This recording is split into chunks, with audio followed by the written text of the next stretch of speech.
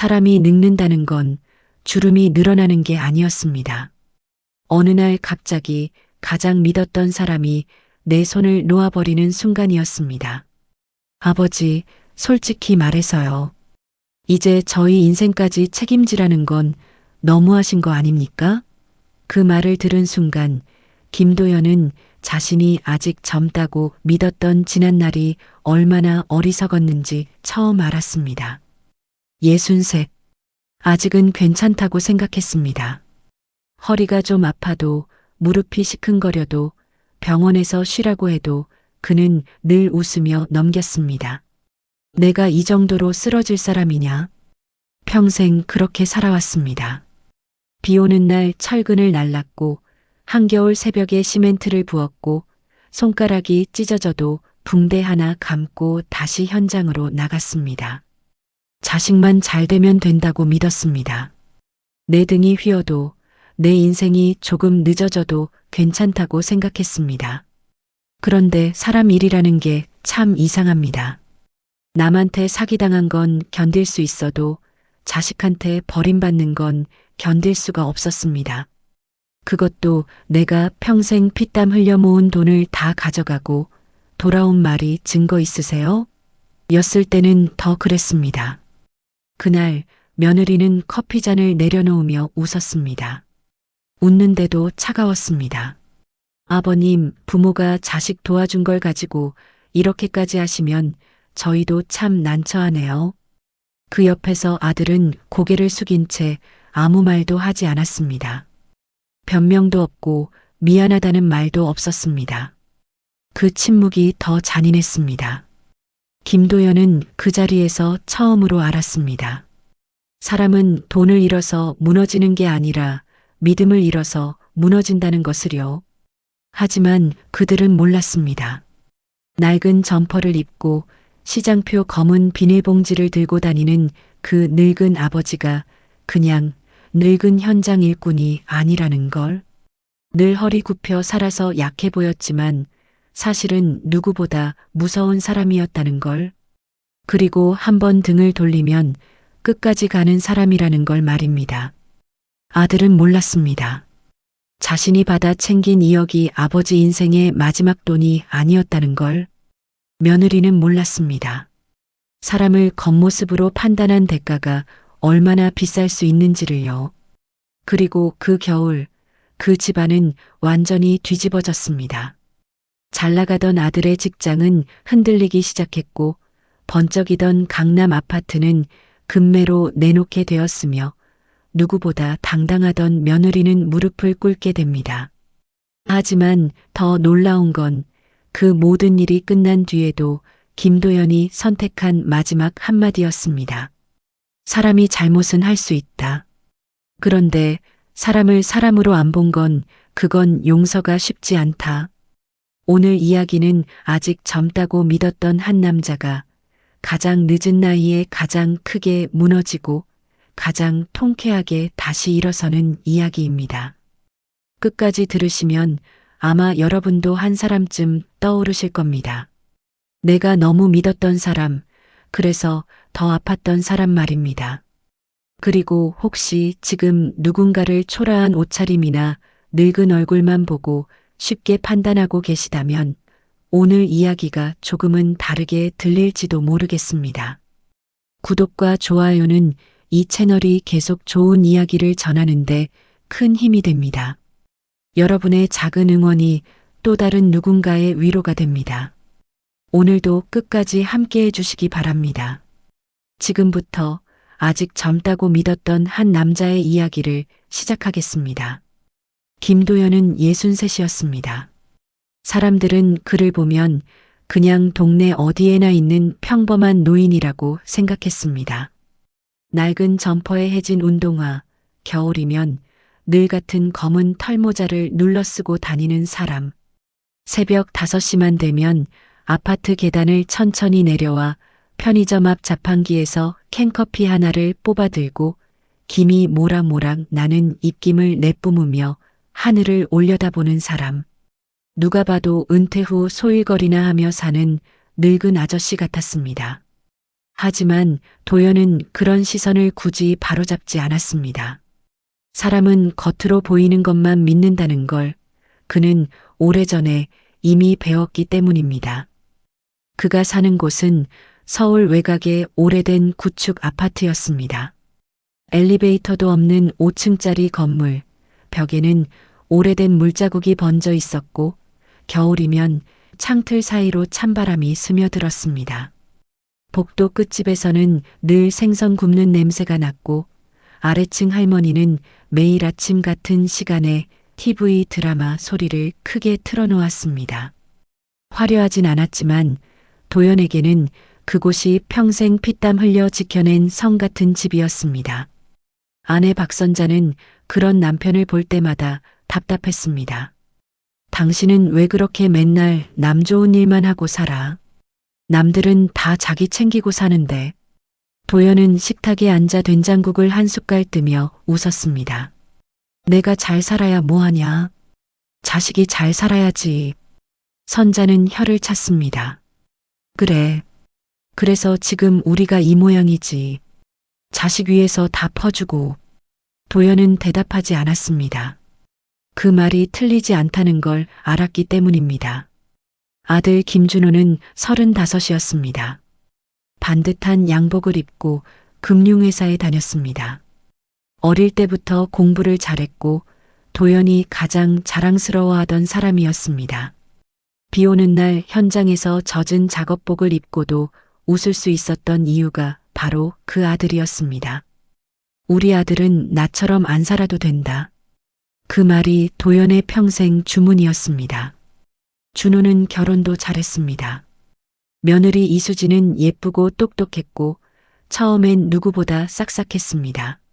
아버님, 무거운 거 제가 들게요.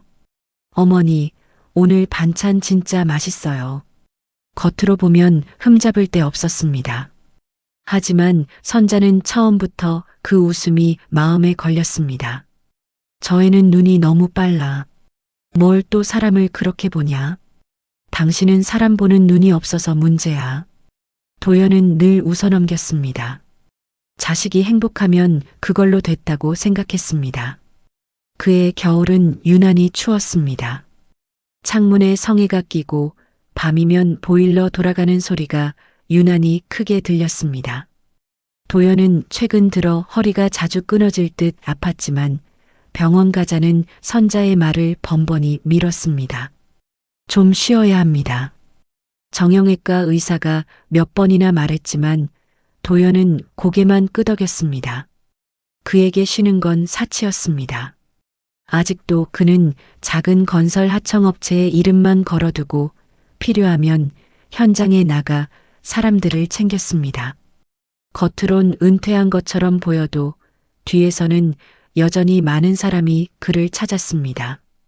그런 어느 날 저녁이었습니다. 아들 준호에게 전화가 왔습니다. 아버지, 이번 주말에 시간 있으세요? 도연은 괜히 목소리가 밝아졌습니다. 왜? 무슨 일 있냐? 식사 같이 하려고요. 좋은 얘기도 있고 상의 드릴 것도 좀 있어서요. 전화를 끊고 난 뒤 도연은 괜히 기분이 들떴습니다. 준호가 먼저 밥 먹자고 하네. 선자는 무표정하게 반찬통 뚜껑을 닫았습니다. 좋은 일은 아니겠네. 왜 또 그렇게 삐딱하게 봐. 내가 나와봤으니까 알지. 주말 저녁 가족은 강남의 고급 한정식집에서 만났습니다. 은은한 조명, 조용한 국악, 반짝이는 녹그릇. 도연은 자기 점퍼가 너무 초라해 보여 벗지도 못하고 앉아 있었습니다. 며느리 수지는 환하게 웃었습니다. 아버님, 오늘은 정말 좋은 소식이 있어요. 준호는 물을 한 모금 마시더니 조심스럽게 입을 열었습니다. 저희가 집을 하나 보려고 합니다. 도연은 반가웠습니다. 잘 됐네. 이제 애도 가져야지. 넓은 집이 필요하지. 수진이 웃으며 말을 이었습니다. 강남 쪽인데요. 진짜 괜찮은 매물이 나왔어요. 이런 건 놓치면 다시 못 잡거든요. 선자의 젓가락이 멈췄습니다. 도연은 천천히 물었습니다. 그래서 잠시 정적이 흘렀습니다. 준호가 어렵게 말했습니다. 계약금이 조금 부족해서요. 얼마? 2억 정도요. 순간 선자의 얼굴이 굳었습니다. 2억? 수지는 태연하게 미소를 유지했습니다. 잠깐만 도와주시면 돼요. 진짜 12년 안에 꼭 갚을게요. 도연은 아무 말도 하지 않았습니다. 그 돈은 그의 마지막 안전장치였습니다. 평생 모은 돈, 병원비, 노후, 혹시라도 아플 때를 위해 절대 건드리지 않으려 했던 돈. 선자는 단호하게 말했습니다. 안 됩니다. 수진의 표정이 아주 잠깐 굳었습니다. 준호는 한숨을 쉬며 말했습니다. 어머니, 저희가 남입니까? 그 한마디에 도연의 눈빛이 흔들렸습니다. 남. 그 단어가 이상하게 가슴에 박혔습니다. 그날 밤 선자는 잠도 자지 못했습니다. 당신 설마 줄 생각이야? 도연은 천장을 보며 조용히 말했습니다. 자식이 집 때문에 저렇게까지 말하는데 그럼 우리 늙어서 병원비는? 당신 지금 허리 상태도 모르면서? 도연은 한참 말이 없었습니다. 그리고 아주 작게 말했습니다. 준호는 안 그래. 걔는 반드시 갚아. 선자는 그 말을 듣고 등을 돌렸습니다. 당신은 평생 그 믿음 때문에 무너질 거야. 그 말이 훗날 그렇게 무섭게 현실이 될 줄은 아무도 몰랐습니다. 결국 김도연은 통장에서 2억을 꺼냈습니다. 은행 창구 직원이 몇 번이나 확인했습니다. 고객님, 큰 금액이라 다시 한번 확인드리겠습니다. 정말 인출하시는 게 맞으실까요? 도연은 잠시 통장을 바라봤습니다. 숫자는 차갑게 줄어들었고 그 안에는 그의 젊음이 통째로 들어 있었습니다. 비 오는 날 무너진 발판 위에서 다친 허리, 한여름 땡볕 아래서 흘린 땀, 남들 잘 때 새벽 현장에 나가며 버틴 시간들, 그 모든 게 숫자 몇 줄로 남아 있었습니다. 예, 아들한테 줄 겁니다. 직원은 더 묻지 않았습니다. 그날 저녁 준호는 보기 드물게 직접 집으로 찾아왔습니다. 양손 가득 한우 세트를 들고 평소보다 더 밝은 목소리였습니다. 아버지, 진짜 감사합니다. 저 평생 잊지 않을게요. 며느리 수진도 와인을 꺼내며 웃었습니다. 어머니, 이제 진짜 저희가 효도할게요. 걱정하지 마세요. 선자는 끝까지 표정이 없었습니다. 효도는 됐고 약속은 꼭 지켜. 수지는 웃으며 대답했습니다. 어머니, 저희가 그런 사람들 아니잖아요. 하지만 사람은 이상했습니다. 돈이 들어간 순간부터 관계의 온도가 달라졌습니다. 처음 몇 달은 괜찮았습니다. 준호는 종종 전화를 했고 명절마다 비싼 선물이 들어왔습니다. 도연은 괜히 뿌듯했습니다. 역시 내 아들이라고 생각했습니다. 그러나 반년이 지나자 전화는 줄었습니다. 1년이 지나자 먼저 연락하지 않으면 소식이 없었습니다. 명절에도 이번엔 회사 일정 때문에라는 말이 반복됐습니다. 선자는 이를 악물었습니다. 마, 내가 뭘 했어. 도연은 애써 웃었습니다. 바쁜 거겠지. 하지만 그 웃음도 오래가지 못했습니다. 어느 날 새벽 도연은 화장실 앞에서 그대로 주저앉았습니다. 허리가 아니라 다리가 움직이지 않았습니다.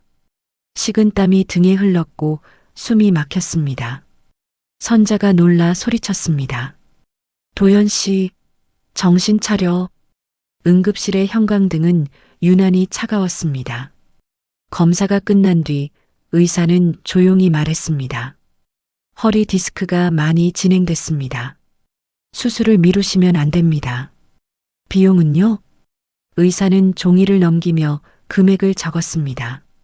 선자의 손이 떨렸습니다. 그 돈이면 그 2억 중 일부만 있었어도 충분했습니다. 집으로 돌아오는 길, 두 사람은 한참 말이 없었습니다. 버스 창밖으로 겨울비가 조용히 흘렀습니다. 선자가 먼저 입을 열었습니다. 이제 말해야 해. 도연은 창밖만 봤습니다. 준호한테. 그는 오래 침묵했습니다. 그리고 아주 작게 대답했습니다. 그래. 며칠 뒤 두 사람은 아들 집으로 갔습니다. 강남의 새 아파트는 눈이 부셨습니다. 로비에는 호텔처럼 향이 났고 경비원은 정장을 입고 인사했습니다. 도연은 자기 낡은 운동화에 묻은 먼지가 괜히 부끄러웠습니다. 현관문이 열리자 수진이 잠깐 놀란 표정을 지었습니다. 어머 아버님? 어머니? 미리 말씀이라도 하시지. 말은 반가웠지만 눈빛은 아니었습니다. 거실은 넓고 화려했습니다. 대리석 바닥 커다란 샹들리에 벽에 걸린 그림들. 도연은 잠시 멍하니 서 있었습니다. 자신의 이역이 저기 어디쯤 박혀 있을 것 같았습니다. 준호는 넥타이도 풀지 못한 채 불편한 얼굴이었습니다. 무슨 일로? 도연은 어렵게 입을 열었습니다. 병원비가 좀 필요하다. 짧은 말이었지만 목이 메었습니다. 전에 빌려간 돈 있잖아. 그 중에 조금만 먼저. 그 순간 수진이 커피잔을 탁 내려놓았습니다. 작은 소리였지만 이상하게 크게 들렸습니다. 그녀는 웃지도 않고 말했습니다. 아버님, 그걸 지금 말씀하시면 저희가 참 곤란하죠. 선자의 눈빛이 차가워졌습니다. 곤란? 수지는 팔짱을 꼈습니다. 솔직히 말씀드릴게요. 부모가 자식 도와준 걸 가지고 이렇게까지 하시면 저희도 난처해요. 도연은 얼굴이 굳었습니다.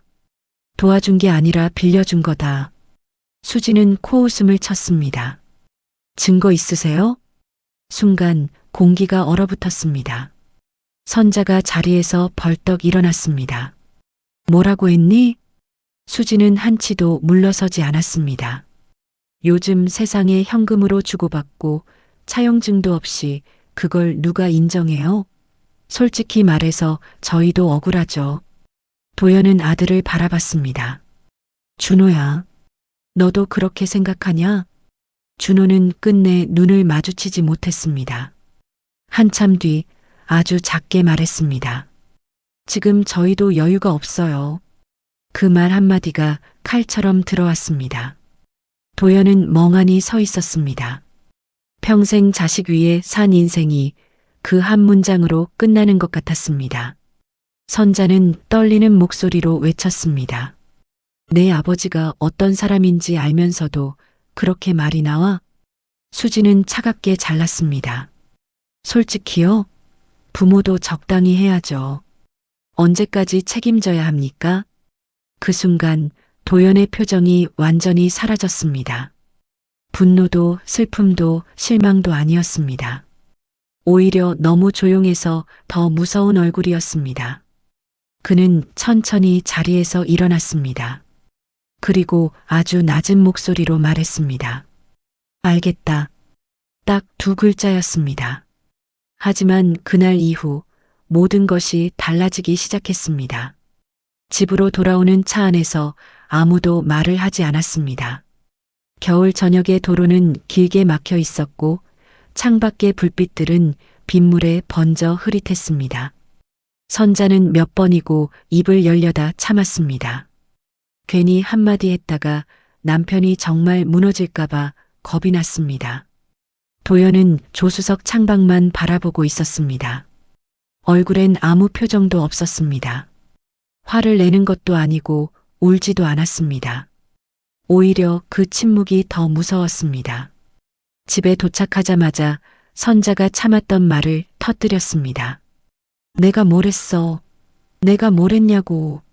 당신은 평생 사람 믿다가 이렇게 당하는 거야. 도연은 신발도 벗지 않은 채 현관에 가만히 서 있었습니다. 당신 지금도 준호 편들 거야? 지금도 걔가 사정이 있어서 그렇다고 할 거야? 한참 뒤 도연이 아주 낮게 말했습니다. 아니.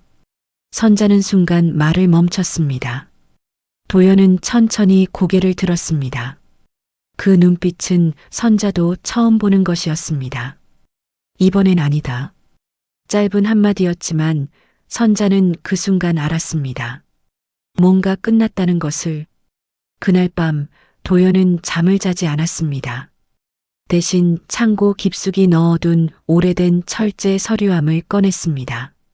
먼지가 수북이 쌓인 파일, 낡은 계약서, 통장 사본, 거래 내역서, 그리고 오래된 휴대전화까지. 선자가 물었습니다. 뭘 찾는 거야? 도연은 파일을 넘기며 담담하게 말했습니다. 내가 너무 오래 모른 척했더라. 사실 도연은 단순히 평범한 현장 일꾼이 아니었습니다. 젊을 때 그는 작은 건설회사 하나에 투자했습니다. 다들 망한다고 했지만 그는 끝까지 손을 놓지 않았습니다. 그리고 몇 년 전 그 회사는 대형 재개발 사업을 따내며 크게 성장했습니다. 겉으로는 은퇴한 것처럼 보였지만 그는 아직도 그 회사의 주요 주주였습니다. 회사 사람들은 여전히 그를 김 회장님이라 불렀지만 도연은 그 호칭이 싫어 늘 조용히 숨기고 살았습니다. 아들도 며느리도 몰랐습니다. 그들이 무시했던 낡은 점퍼의 늙은 아버지가 사실은 자신들보다 훨씬 큰 세상을 가진 사람이었다는 걸. 도연은 오래된 휴대전화를 켰습니다. 화면은 느렸지만 필요한 건 그대로 남아 있었습니다. 그날 한정식 집에서의 통화 녹음. 아버지, 진짜 잠깐만 빌리는 거예요. 1년 길어야 2년 안에 꼭 갚을게요. 준호의 목소리는 또렷했습니다. 도연은 조용히 재생을 멈췄습니다. 선자가 숨을 삼켰습니다. 당신 녹음했어? 혹시 몰라서. 그걸 왜 이제? 도연은 씁쓸하게 웃었습니다. 설마 내 자식한테 이걸 쓸 줄은 몰랐지. 다음 날 그는 오래전 은인이자 회사 법무팀 대표 변호사인 최민석을 찾아갔습니다. 최민석은 도연을 보자마자 자리에서 일어났습니다. 형님, 이 얼굴로 오시면 좋은 일은 아닌데요. 도연은 피식 웃었습니다. 좋은 일은 아니다. 서류를 다 본 최민석은 한참 말이 없었습니다. 그리고 조용히 물었습니다. 진짜 하실 겁니까? 도연은 창밖을 바라봤습니다. 내가 돈이 아까워서가 아니다. 알죠. 사람을 사람으로 안 봤잖아. 그 한마디에 최민석도 고개를 끄덕였습니다. 그럼 끝까지 가야죠. 며칠 뒤 준호의 회사로 내용 증명이 도착했습니다. 차용금 반환 청구, 원금 2억, 지연이자 포함, 그리고 첨부 파일, 음성 녹취. 회의실에서 그 서류를 받아든 준호의 얼굴은 순식간에 하얘졌습니다. 상사는 서류를 내려놓으며 물었습니다. 이거 사실입니까? 준호는 입술이 마르고 손끝이 떨렸습니다. 금융회사에서 가장 중요한 건 신뢰였습니다. 부모와의 거액 채무 분쟁, 그것도 차용 사실을 부인한 정황까지. 그건 단순한 집안 문제가 아니었습니다. 그날 저녁 집에 돌아온 준호는 서류를 수진 앞에 던졌습니다. 당신 때문에 이렇게 됐잖아. 수진도 소리를 질렀습니다. 뭐가 나 때문이야? 당신도 같이 있었잖아. 그때 당신이 괜찮다고 했잖아. 당신도 좋다고 했잖아. 처음으로 두 사람의 목소리가 집 밖까지 들릴 정도로 커졌습니다. 그리고 그 싸움은 거기서 끝나지 않았습니다. 수지는 악에 받쳐 말했습니다. 솔직히 말해, 당신 아버지 진짜 소름 끼쳐. 늙은 사람이 뒤에서 이런 걸 다 준비하고 있었다고? 준호는 그 말을 듣는 순간 처음으로 아버지가 아니라 자기 자신이 더 부끄러워졌습니다. 그는 그제야 깨달았습니다. 아버지가 조용했던 건 약해서가 아니라는 걸, 참고 있었던 것이지 몰랐던 게 아니라는 걸. 그리고 자신이 가장 크게 잃은 건 돈이 아니라 다시는 쉽게 돌아오지 않을 신뢰라는 것을. 내용 증명이 도착한 지 일주일도 되지 않아 준호의 삶은 눈에 보이게 흔들리기 시작했습니다. 회사에서는 그를 바라보는 시선이 달라졌습니다. 회의실 문이 닫히면 누군가의 낮은 목소리가 들렸고 복도를 걸을 때마다 대화가 끊겼습니다. 부모 돈 떼먹고 모른 척 했다더라. 녹취까지 있다던데? 사람들은 사실보다 소문을 더 빨리 믿었습니다. 준호는 출근이 두려워졌습니다. 한때는 가장 자신 있던 정장이 이제는 목을 조이는 밧줄 같았습니다. 그는 매일 넥타이를 매면서도 거울을 제대로 보지 못했습니다. 그날 오후 결국 인사팀에서 호출이 왔습니다. 김준호 씨, 잠시 들어오시죠. 작은 회의실. 물 한 잔도 없이 차가운 공기만 가득했습니다. 팀장은 서류를 넘기며 조용히 말했습니다. 개인적인 일인 건 알지만 현재 상황이 회사 이미지에 영향을 주고 있습니다. 준호는 입술을 깨물었습니다. 정리할 시간을 주십시오. 팀장은 눈을 피했습니다. 시간이 많지 않습니다. 그 한마디로 끝이었습니다. 퇴근길 준호는 차 안에서 한참을 움직이지 못했습니다. 핸들을 잡은 손이 떨렸습니다. 창밖에는 비까지 내리고 있었습니다. 그가 그렇게 원하던 강남의 화려한 삶이 생각보다 너무 쉽게 무너지고 있었습니다. 집에 들어서자마자 수진이 날카롭게 물었습니다. 회사에서 뭐래? 준호는 재킷도 벗지 못한 채 소파에 주저앉았습니다. 쉬라고 하더라. 뭐? 당분간. 수진의 얼굴이 순식간에 굳었습니다. 설마 진짜 잘리는 거야? 준호는 대답하지 못했습니다. 수진은 손에 들고 있던 휴대폰을 탁 내려놓았습니다. 미쳤네, 진짜. 그래서 이제 어떻게 할 건데? 내가 알아서. 뭘 알아서 해? 당신 아버지한테 당장 가서 무릎 꿇어야지. 그 말에 준호가 처음으로 목소리를 높였습니다. 당한 건 내가 아니라 아버지야. 순간 거실이 조용해졌습니다. 수지는 믿을 수 없다는 얼굴로 웃었습니다. 와, 이제 와서 효자 코스프레야? 그만해. 아니 왜? 그때는 같이 좋다고 돈 받아놓고 이제 와서 나만 나쁜 사람 만들겠다고? 준호는 이를 악물었습니다. 당신은 처음부터 돈밖에 없었잖아. 그 말에 수진의 표정이 완전히 변했습니다. 그래, 맞아. 돈 보고 결혼했다. 그래서 당신은 뭐가 다른데? 당신도 당신 아버지 돈 없었으면 지금 여기까지 못 왔잖아. 그 말은 너무 정확해서 더 잔인했습니다. 준호는 아무 말도 못했습니다.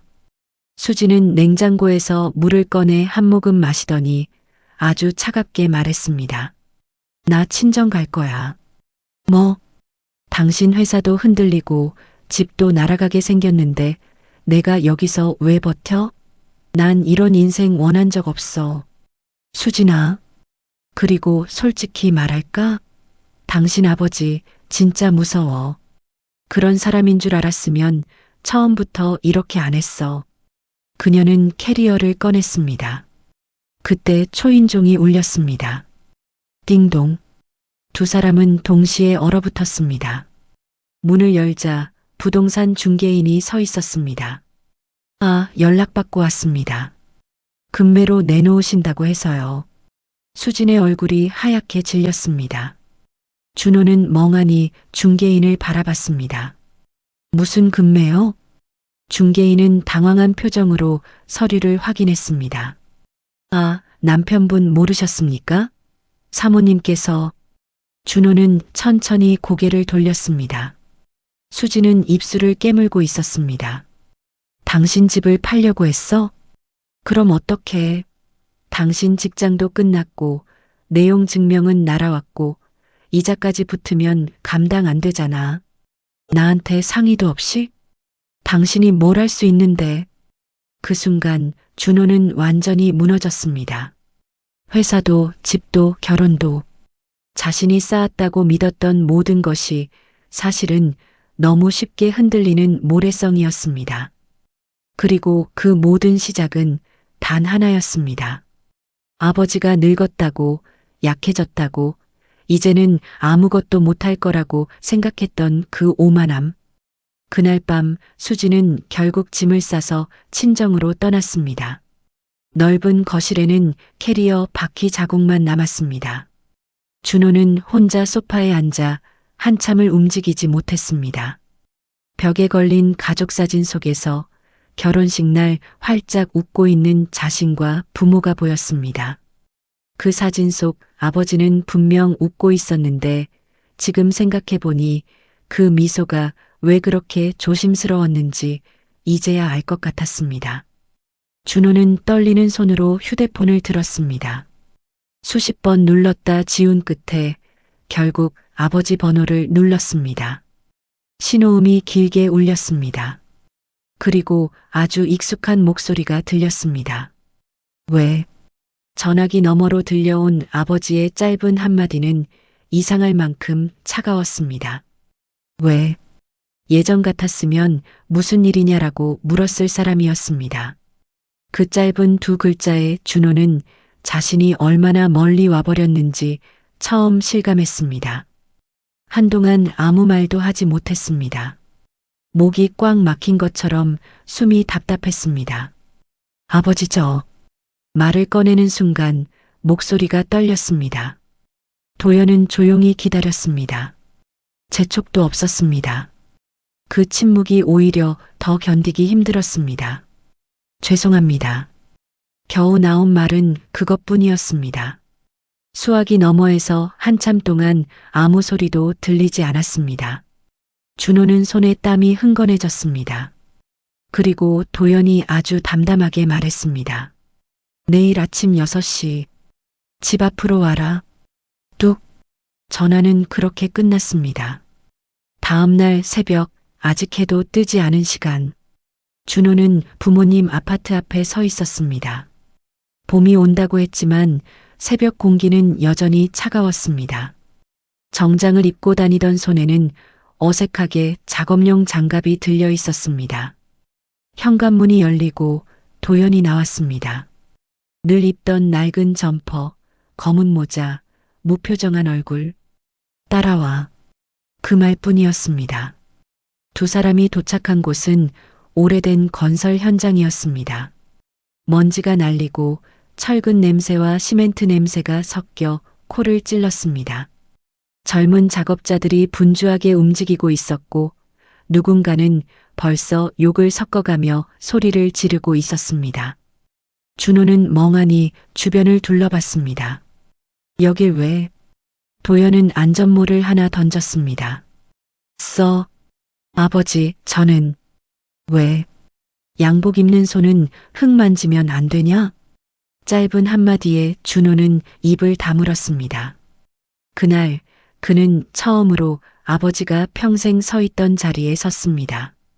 무거운 자재를 옮기고 허리를 굽혀 정리하고 욕먹고 뛰고 또 뛰었습니다. 손바닥은 반나절 만에 까졌고 허리는 끊어질 듯 아팠습니다.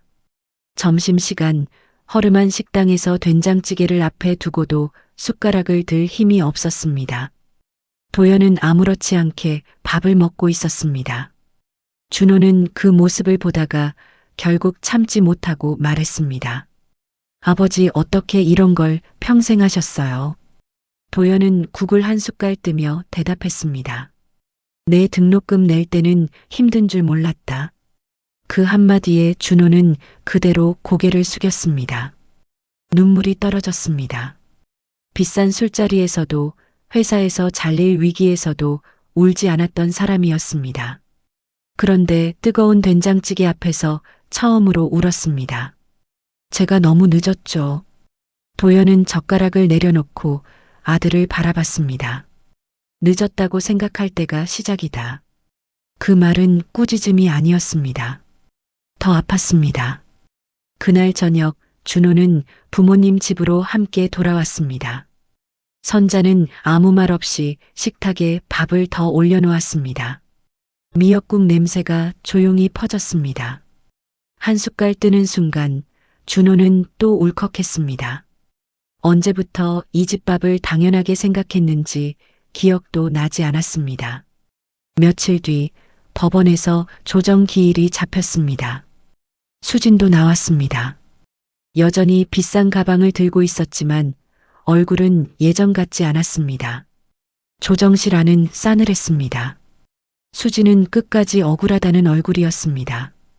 저는 정말 몰랐어요. 준호 씨가 다 알아서 하는 줄 알았죠. 도연은 처음으로 그녀를 똑바로 바라봤습니다. 정말 몰랐나? 수진은 시선을 피했습니다. 도연은 조용히 서류 하나를 꺼냈습니다. 카드 사용 내역.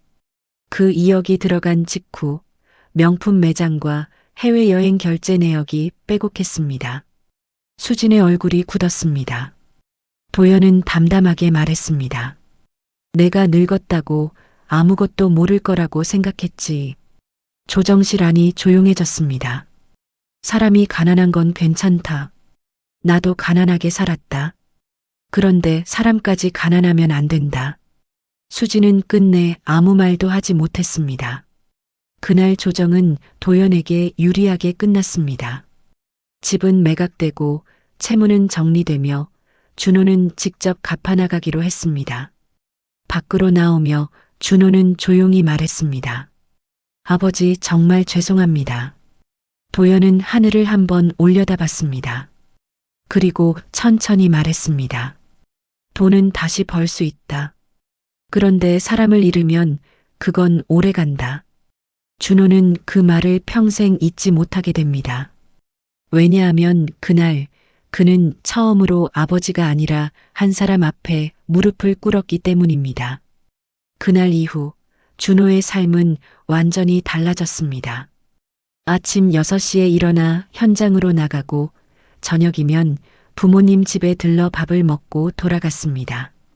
한때는 구두에 먼지 묻는 것도 싫어하던 사람이 이제는 손톱 밑에 시멘트 가루가 끼어도 아무렇지 않았습니다. 처음엔 사람들이 수군거렸습니다. 저 사람이 그 아들이래. 부모 돈 떼먹었다던? 준호는 들었습니다. 모른 척하지 않았습니다. 고개를 숙이고 더 묵묵히 일했습니다. 예전 같았으면 자존심이 먼저 상했겠지만 이제는 알았습니다. 자존심보다 중요한 게 있다는 걸. 책임. 그 단어를 그는 너무 늦게 배웠습니다. 도연의 수술 날짜도 잡혔습니다. 오래 미뤄왔던 허리 수술이었습니다. 병실 창문으로 봄 햇살이 길게 들어오던 날 도연은 수술복을 입고도 담담했습니다. 오히려 더 긴장한 건 준호였습니다. 아버지 무섭지 않으세요? 도연은 피식 웃었습니다. 너 처음 대학 보내던 날이 더 무서웠다. 그 말에 준호는 웃다가 결국 눈시울이 붉어졌습니다. 수술은 무사히 끝났습니다. 회복실에서 아직 정신이 덜 돌아온 아버지의 손을 붙잡고 준호는 오래 울었습니다. 어릴 때 열이 나면 자신을 업고 병원에 뛰어가던 그 손. 학원비를 내기 위해 새벽부터 현장에 나가던 그 손. 그 손이 이제는 너무 거칠고 너무 늙어 있었습니다. 그는 처음으로 깨달았습니다. 아버지가 늙은 게 아니라 자신이 너무 늦게 철이 든 것이었습니다. 선자도 조금씩 마음을 풀었습니다. 어느 저녁 식탁에 앉아 조용히 반찬을 놓으며 말했습니다. 다시는 그러지 마라. 준호는 바로 고개를 숙였습니다. 네, 어머니. 사람은 돈 때문에 무너지는 게 아니야. 마음이 돌아서 무너지는 거지. 그 말에 준호는 아무 대답도 하지 못했습니다. 수지는 결국 이혼을 선택했습니다. 끝까지 그녀는 자신의 잘못을 인정하지 않았습니다. 나도 내 인생 살고 싶었다는 말을 남기고 떠났습니다. 하지만 떠난 뒤에도 그녀가 가장 오래 듣게 된 말은 하나였습니다. 그 집 며느리였던 사람. 사람은 생각보다 오래 기억되었습니다. 도연은 더 이상 그녀를 미워하지 않았습니다. 미움도 결국 내 힘을 쓰는 일이었기 때문입니다. 어느 날 저녁 현장에서 돌아오는 길이었습니다. 노을이 지고 있었고 도연은 천천히 걸었습니다. 옆에는 작업복 차림의 준호가 함께 걷고 있었습니다.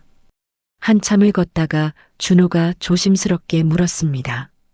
아버지, 저 다시 잘 살 수 있을까요? 도연은 걸음을 멈추지 않았습니다. 잘 사는 게 뭔데? 남들처럼 다시 번듯하게요. 도연은 작게 웃었습니다. 번듯한 건 거치고 잘 사는 건 속이다. 준호는 조용히 그 말을 곱씹었습니다. 도연은 하늘을 한번 올려다보며 말했습니다. 사람이 넘어지는 건 부끄러운 게 아니다.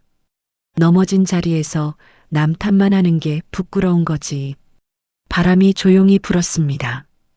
63의 봄 김도연은 처음으로 자신의 인생을 다시 정리하고 있었습니다. 그리고 35의 아들 역시 그제야 진짜 어른이 되어가고 있었습니다. 늦었다고 생각했던 그날이 사실은 가장 중요한 시작이었습니다. 사람들은 늘 말합니다. 60이면 늙었고 70이면 인생이 끝난 거라고요. 거울 속 흰머리를 보며 한숨 쉬고 계단을 오르다 숨이 차면 이제 나도 다 갔구나 하고 웃어넘깁니다. 하지만 살아보니 알게 됩니다. 사람은 나이 때문에 늙는 게 아니었습니다.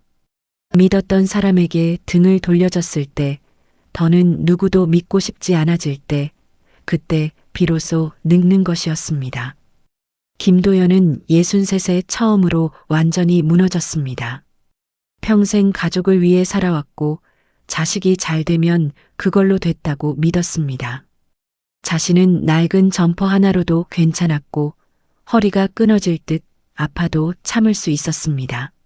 하지만 가장 사랑했던 아들이 증거 있으세요? 라는 말 앞에 침묵했을 때 그는 처음으로 깨달았습니다. 사람을 무너뜨리는 건 가난이 아니라 배신이라는 것을요. 그날 이후 그는 다시 일어섰습니다. 돈을 되찾기 위해서가 아니었습니다. 자신의 인생을, 자신의 존엄을 되찾기 위해서였습니다. 늙었다고 무시당하지 않기 위해서가 아니라 스스로를 더는 초라하게 여기지 않기 위해서였습니다. 그리고 아들 준호도 그제야 어른이 되었습니다. 좋은 직장, 번듯한 양복, 강남의 아파트가 사람을 어른으로 만드는 것이 아니었습니다. 미안하다고 말할 줄 아는 용기, 무너진 관계 앞에서 도망치지 않는 책임, 그리고 부모의 삶을 뒤늦게라도 이해하려는 마음. 그게 진짜 어른이 되는 길이었습니다. 우리는 종종 겉모습으로 사람을 판단합니다. 낡은 옷을 입고 있으면 가진 게 없다고 생각하고 조용히 참는 사람을 약하다고 여깁니다. 하지만 가장 조용한 사람이 가장 무서운 법이고 가장 초라해 보이는 사람이 가장 깊은 인생을 살아낸 사람일 때가 많습니다. 사람은 누구나 실수합니다. 욕심을 부리기도 하고 사랑하는 사람에게 상처를 주기도 합니다. 중요한 건 그 다음입니다. 잘못을 인정할 수 있는가, 무릎을 꿇을 수 있는가, 그리고 다시 사람답게 살아갈 수 있는가. 늦었다고 생각하는 순간이 있습니다. 이제는 끝났다고, 이제는 돌아갈 수 없다고 느껴지는 날이 있습니다. 하지만 어쩌면 그날이야말로 진짜 시작일지도 모릅니다. 가장 늦은 나이에 가장 크게 무너졌던 김도연처럼, 그리고 그제야 처음으로 아버지를 이해하게 된 준호처럼 말입니다. 여러분은 어떠셨습니까? 살면서 가장 크게 믿었던 사람에게 상처받았던 순간은 언제였습니까? 그리고 그 사람에게 다시 한번 기회를 준 적이 있으셨습니까? 혹은 지금 누군가에게 미안하다는 말을 해야 하는데 아직도 망설이고 계시진 않습니까? 댓글로 여러분의 이야기를 들려주세요. 누군가의 경험이 또 다른 누군가에게는 큰 위로가 될 수 있습니다. 오늘도 끝까지 함께 해주셔서 감사합니다. 여러분의 내일은 아직 늦지 않았습니다.